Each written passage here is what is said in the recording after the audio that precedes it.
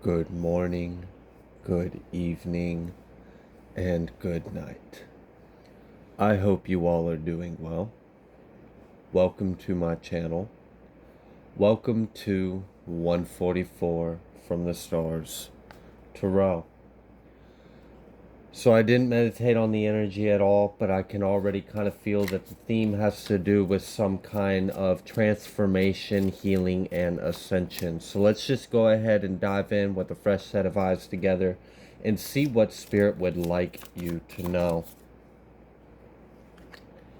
We have adventure.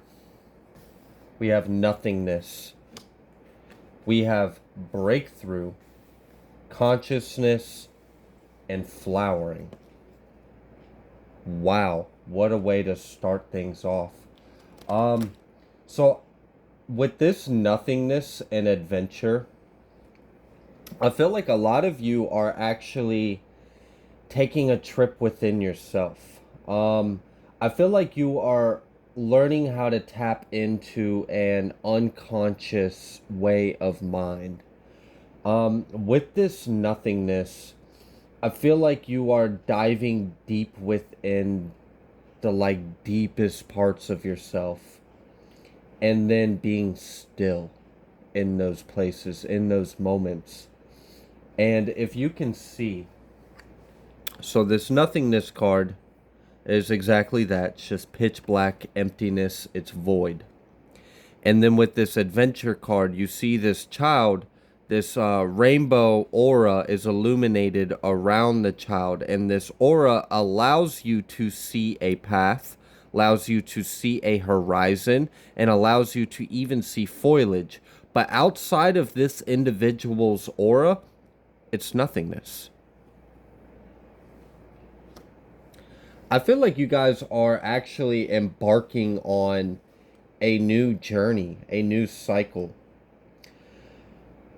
With this adventure, breakthrough, consciousness, and flowering, that is a massive ascension. That is intense. With this nothingness and adventure, I keep wanting to go back to that because it feels so profound.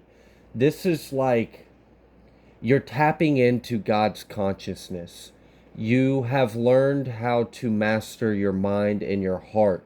This is that Om frequency, that mind without mind, the Zen, the state of flow, the instantaneous reaction and reflexes, because it took, like martial artists will put their themselves in a state of Zen and their mind in a state of nothing, because if you don't have to think, then all there is to do is to simply respond, to act. You are the motions, you are the punches, you are the movement. You're in a state of flow. It allows you to almost have a supernatural ability, a leg up on the crowd. With this nothingness, I feel like you tapping into this new level of consciousness, with you being so selfless but yet so vibrant. This is really beautiful because this is very humble but vibrant. To be able to illuminate a scenario, illuminate a world so vibrantly, so vivaciously, with so much awe and wonder, but be nothing. To be nothing. It is not I. It is not me. I don't even recognize those concepts. This is a true understanding. This is like what a lot of Buddhist practitioners try to aspire to attain. And I feel like a lot of you in the collective for this message, you're attaining that. And it is causing a, so as you and my light is flickering like nonstop right now. As you attain this comfort and familiarity with the void, with the infinite nothingness, and as you also maintain, so like you are a light, you are a spark of imagination, you are a sliver of God's source creation, But if you can tune your frequency into zero, so there's two main ways people who practice like self-awareness or mindfulness or some kind of meditation or try to attain certain levels of consciousness in order to attain the level of oneness, of all, of nothing, of Om, of all, right? There's two ways of going it. You can either increase your frequency so high that you embody all other bandwidths and frequencies within you, making you a state of one, of all, because you're vibrating so high that all other vibrations are within your harmonic frequency, your spectrum. The other way is to enter a state of zero, of no thought, of no mind, to the point to where there is so much nothingness, there's no self, there's no mind, there's no ego, there's no existence. So if there's a complete nothingness, an utter nothingness, the only thing for you to appear as is everything. This is the Alpha and the Omega. You are tapping into a very mastered state of God creation, God source consciousness, of Christ consciousness. This is this unifying quantum field, this 0 point field. So my favorite number is 0. And a lot of the reason why my favorite number is 0 is because 0 is technically not a number. However, no number could possibly exist if it weren't for its relation, its relativity to the 0. Therefore, that nothingness, that 0, is God. That's that God source creation. That all, the beginning, the end, the nothing, and the all. There wouldn't be a 1, 2, 3 if there weren't a 0, but 0 is not a number. But wait a minute, numbers aren't really real either. That's just a construct of mind. So it all goes back to the nothingness. It goes back to 0. That's that source. You are tapping into it's like you are becoming consciously unconscious is a really good way. I think was that Jung? That might have been Carl Jung that was talking about until you make the unconscious conscious, your subconscious will forever rule your life and you'll call it fate. Forgive me if the wording isn't exact, but that's a decent paraphrase to capture the essence of the wisdom in that. You are observing, but you don't have the observer. And by that observer, I mean the narrative, the dialogue, the ego, the I am observing. No, it's just an observation. There is no self. This is really profound. This is like true nirvana, Buddha, real enlightenment. This is a deep state of enlightenment. And with this breakthrough in consciousness and then flowering, that's got me feeling like, yo, and we got the creator out here as well. Like at the bottom of the deck, the meat of this patty. It's creator, you tapping into the nothingness, which is allowing you to embody the everything, right? As you cease to exist, everything begins to shine through you because there's no limitations of your mind. I hope you're following. Breakthrough consciousness flowering. This is profound because if you look in this breakthrough picture, you can see these geometric patterns. Some of them are actual geometric. Some of them are kind of like organic or random, right? There's a little bit of chaos and order, disorder in the order. There's like a light bursting from this individual's being, and out of it is what could be matrix, could be constructs, could be mind, could be ideas, expressions, way of materializing. So as you tap into the nothing, and then you exuberate the everything, the all, And then with this consciousness, that little third eye lit up in this nothingness, you are able to birth into creation a new expression of yourself, a new reality, and you are also bringing in a reality for the collective. So this is going on beyond you at this point. Now you're shaping the lives and realities of those around you, and that is profound. That is a true co-creator with the divine. You have learned how to be nothing. This is what a lot of what Christ meant when he said, I am the way. But then when people would come towards him and try to get some kind of advice or wisdom or seek him, he would say, essentially, why are you talking to me? I am but a son of man. You should go to our Father. We all have it within us. That's why I also believe the second coming, the second rising, is the Christ consciousness arising within all of God's people. Another way of looking at the dead, the sleep shall rise. Moving forward, outside of a little bit of theology, and I respect all of your opinions and beliefs, I believe we should all have unique diversity. It helps us grow and understand the infinite potential of our reality, self, and truth. So with this consciousness and flowering, you are creating something into the universe, into existence. You are co-creating with the divine. You have allowed yourself to be a true vessel of God's creation because there's no pride. There's no ego. There's no me. Oh, well, my feet hurt. No, there's none of that. There's no whiny. There's no problems or delusions or illusions. You just understand on a deep level. You have mastered detachment. You have mastered self. You have mastered ego. There's a difference between darkness and evil.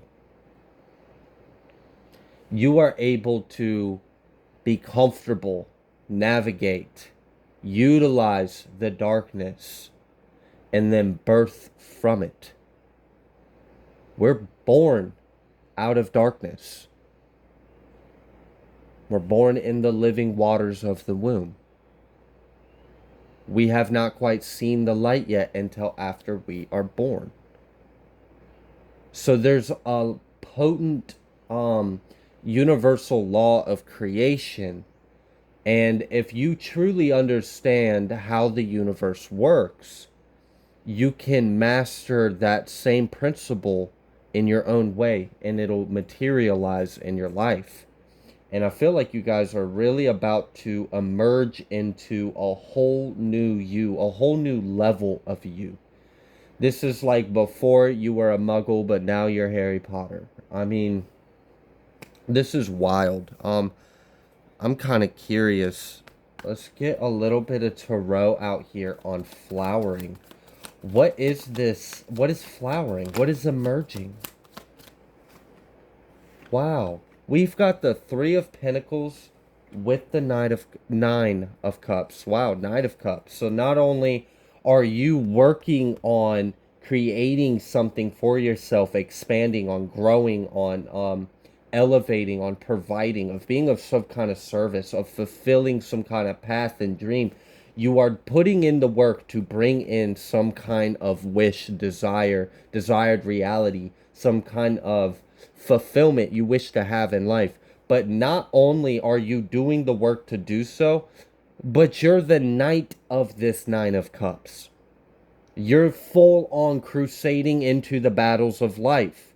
That one cup you have in your hand has the potential of being your nine, and you're carrying it to your destiny.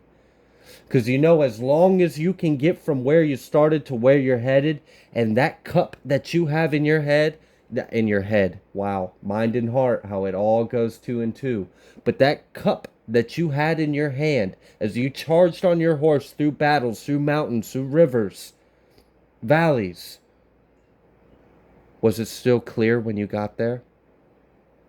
Or did it get muddied? Was there blood in your cup? Did you spill a drop? If you make it to the destination and your cup Your cup being your love. Your cup being your heart, your vessel. Your heart space is the vessel for one of the highest forms of energy there is, and that's love. How is your chalice through this journey? What does your chalice now hold? Does it still hold the living waters of spirit? Does it still hold love? Does it still hold connection, intuition?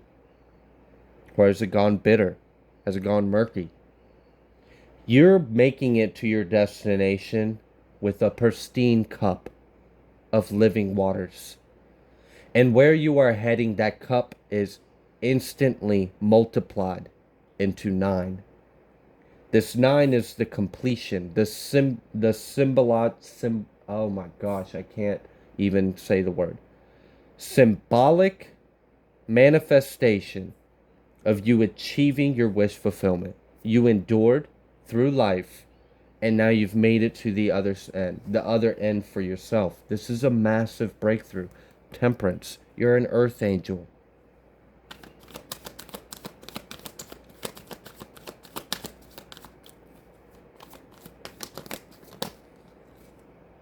Strength and Chariot.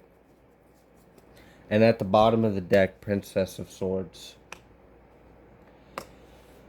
Wow. You are showing up in a very mastered way. The path, the journey, the testament, the story that you hold, the depth and intensity. It's like people sense it, people feel it, people know it, people are drawn to you. The strength and the Chariot, you have mastered yourself. You've mastered your fears. You've mastered your heart, your mind. As you come like couraging through full force and full mastery, inner deep understanding and foresight of where you're going with a purpose driven path. That's what you're on. This Princess of Swords, there's people watching you go through this. This is also you still always. I mentioned mastery. Yes, you are in a state of mastery. And you are emerging to another side in a new form. It's like you are coming out of the cocoon. A whole new being. A whole new expression of life, of yourself, of your truth. But you are still a student. Forever a student, open to more. This is why you're so, like, divinely favored and loved. This is why the divine loves you so much. Because you went through everything you went through, and you didn't turn cold. You didn't turn bitter. Remember that cup analogy with that knight? You maintained throughout your path your purity, your integrity. And then you did the inner work. You didn't project outwards. You didn't seek outward. You didn't attack or act outward. You didn't do any of the shit that people do that's proof and evidence that they are not awake and they are stuck in some kind of karmic cycle. You didn't do that. Instead, you learned how to be selfless. You learned how to tap into the all.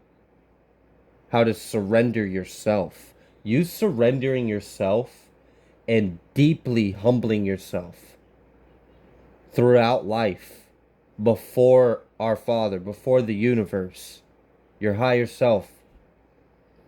This has allowed you to now step into this new cycle as like some crazy elite divine being. Like, this is crazy. This is almost like you are activated. I just heard Orisha. But you are activated as like a full-blown god or goddess now. You've ascended to that point. Christ walking.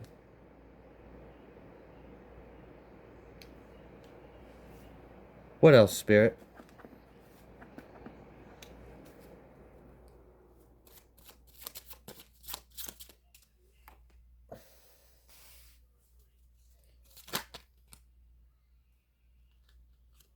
I had mentioned waters, mastering things, and connecting to keeping a high heart space and purity, and not letting impurities or karma or bitterness, keeping your heart as light as a feather.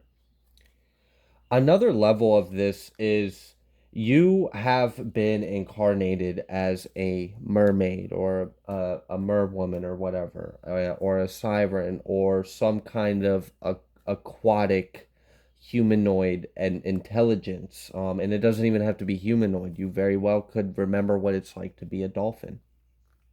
Um, but what I'm getting with this is your soul's knowledge and experience, memory of what it was like to live in that kind of life form, that kind of connectedness. Because when you're in the waters, it's a different level of connection. You have a different way of experiencing the world, always being in the waters. It's very symbolic, but it's also very literal. This is part of the reason why it was a natural tendency for you to slip into this Christ one, all, Om consciousness. You were really, your soul remembered what it was like to be connected in many different levels. So it's like second nature to you. As long as you can let go of yourself, which yourself is the only thing that'll really get in your way with the true connection with the divine. It's not anything or anyone else outside of you, it's yourself. That's why your body's your temple. This has allowed you to take that wisdom, that experience, that soul knowledge, that information, and take it to the next level. Now you have learned the water. You've mastered the water. But now you're on land, alchemizing the fire and the air, while still keeping that all the lessons you learned of water.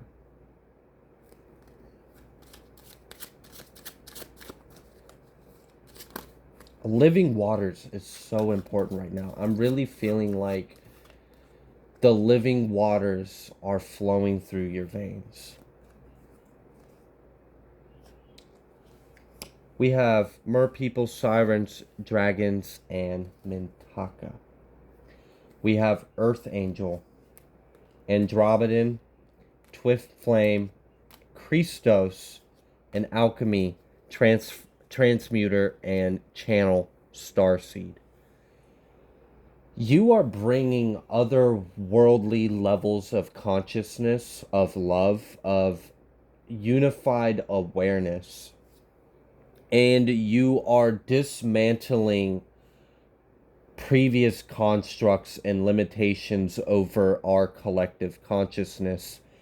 You have completely broken free of any kind of illusions and conditioning of life of this world. And you are tapping into that nothingness, in that void, right? That cosmic womb of nothingness, just teeming with potential, something to explode light within it, like a big bang. And then here you come, exploding like the big bang in the nothingness, bringing in through your consciousness, your soul's experience, and emerging, flowering into this realm, a whole new reality, a whole new expression of love, a whole new expression of life and consciousness. You are dismantling old paradigms. You are shifting us into a new collective, a new cycle, a new shoot. It's like, all right, you know how you can look in our history and kind of see how we went through like stages, and they teach that a lot in school, and I'm not sure how true it really is, but regardless, as we navigate our way through the misinformations and try to find where the truth actually is, either way, you can see that there were like segments of evolution in time where the majority of the population was geared or focused into some kind of direction. Um, you are bringing in our new direction. You being this light and the nothing, you are leading by example where we should be heading. You're showing people where to look up to. Which star should I follow? Which one is our true north?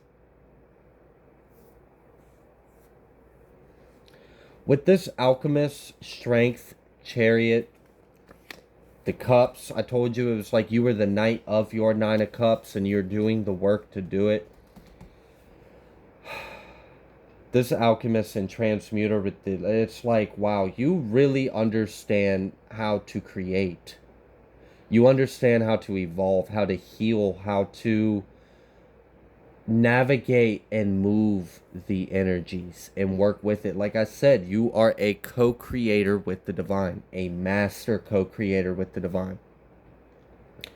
A lot of you may be on some kind of twin flame journey as well. So you may be doing this with your twin flame. This twin flame is also letting me know who you are. We've got some important things out here. We've got Earth Angel, we've got Christos, and we've got Twin Flame and Starseed.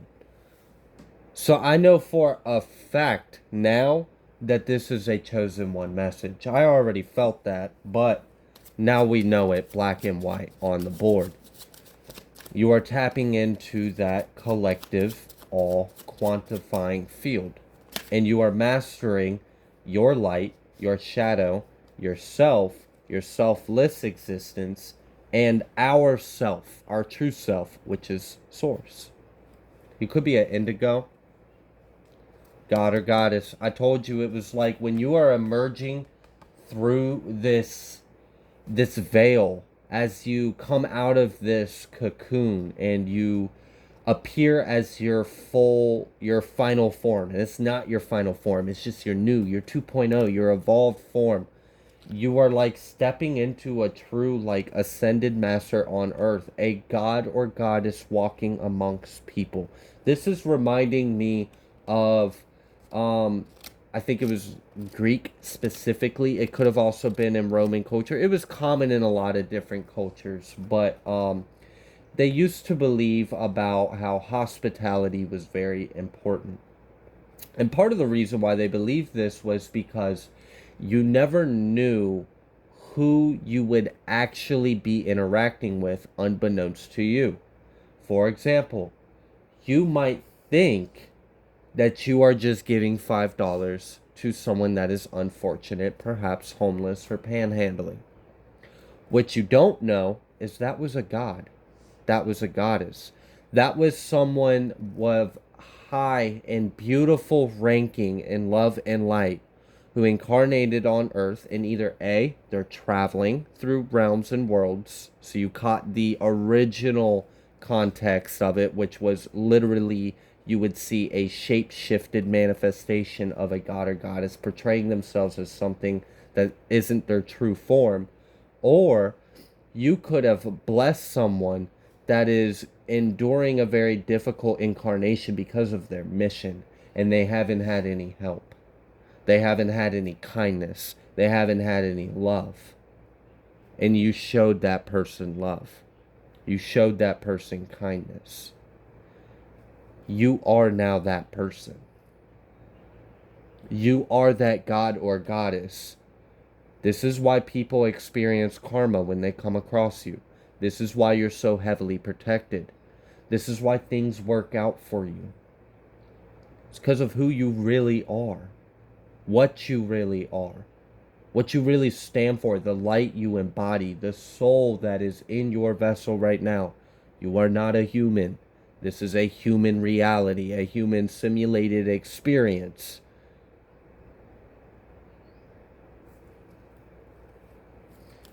A lot of you are messengers. Oh, wow. We've got Lemurian and Keyholder. That is profound. We have Atlantean as well. This key holder energy is letting me know that you hold the keys to some kind of sacred knowledge, some kind of ancient knowledge. You hold the keys to the universe. You hold the keys to information, to power, to light.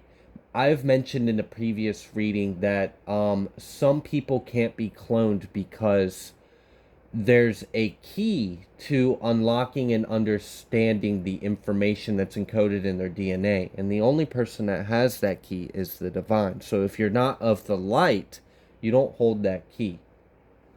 You are one of those key holders. You are sealed. You are anointed by the Most High. You are very valued and much needed. And I am honored to do this reading. Namaste.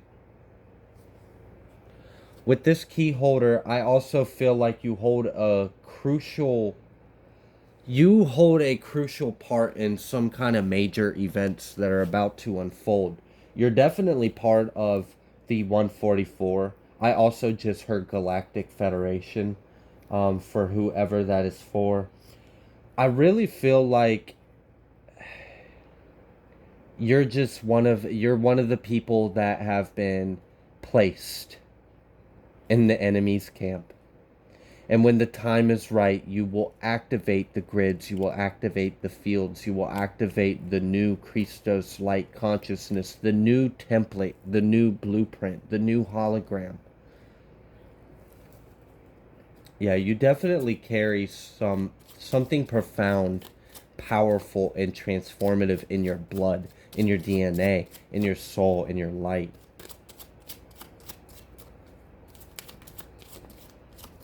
We have Vega. We have Orion. We have 144,000, right on cue. I just was talking about it. We have Sirius B, specifically, but also Sirius A. And that's coming to that, there's a water planet in the Sirius B constellation, and I have a resonance with it because I have memories of past lives, but that's a double confirmation on the aquatic life incarnations. And then we've got this blank card. And I was actually talking about how I left a wild card in this deck and I never see it. I almost forgot I even had it. And here it is. I mentioned you are a key holder. You are the divine's wild card. You have many roles, many hats, many abilities, many positions, many placements. You can be whatever the divine needs you to be. I see you are stepping into a new role. You are stepping into a more evident materialization of your rank. It's like you've ascended to a point now to where it's time for people to be able to see your scars, to see your stripes. This is like your rank is now appearing on your vessel. This is giving me receiving, I said resealing, that's interesting. Receiving the seal of our Father, right? You have some kind of mark on you that makes you untouchable to low vibrational energy, because people know you are a key holder to the universe, to the divine. I'm going to leave this here. If you like the way that I read, please be sure to like, share, and subscribe. I greatly appreciate every single one of you. It is truly an honor to connect and share these messages with you as we learn, love, grow, heal, and ascend together. I am eternally grateful for all of you. I will see you on the next collective message.